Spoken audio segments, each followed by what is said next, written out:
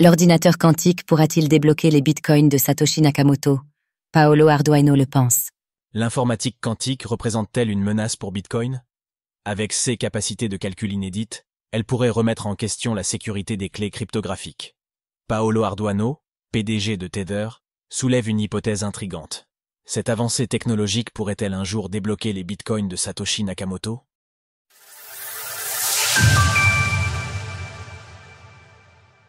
Les ordinateurs quantiques sont-ils un danger pour Bitcoin? Un ordinateur quantique est un type de machine exploitant les principes de la mécanique quantique pour effectuer des calculs bien plus rapidement que les ordinateurs classiques. Contrairement aux bits classiques 0 ou 1, il utilise des qubits, capables d'exister dans plusieurs états simultanément grâce aux superpositions et d'interagir via l'intrication quantique.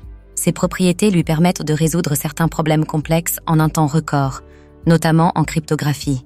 Toutefois, les ordinateurs quantiques actuels restent expérimentaux, limités en puissance et encore loin de pouvoir résoudre des équations complexes. À terme, ils pourraient, en théorie, menacer les systèmes de chiffrement actuels, y compris celui des adresses Bitcoin. Paolo Ardoino, directeur général de Tether, l'émetteur du stablecoin USDT, a récemment partagé une prédiction dans un post sur le réseau X. L'informatique quantique est encore très loin de représenter un risque réel pour la cryptographie de Bitcoin. Des adresses résistantes aux ordinateurs quantiques seront ajoutées à Bitcoin avant que la menace ne devienne sérieuse.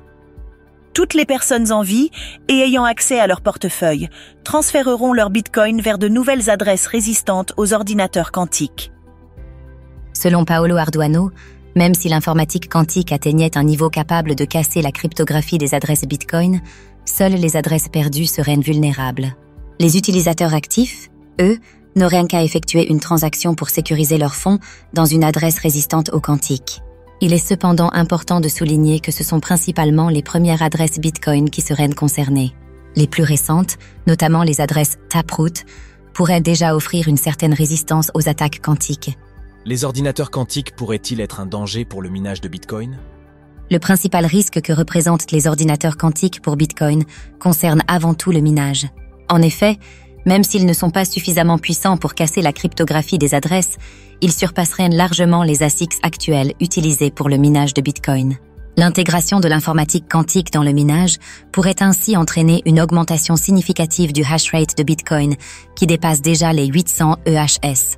Le risque lié à l'utilisation des ordinateurs quantiques dans le minage de Bitcoin surgirait seulement si un seul acteur parvenait à maîtriser et contrôler cette technologie.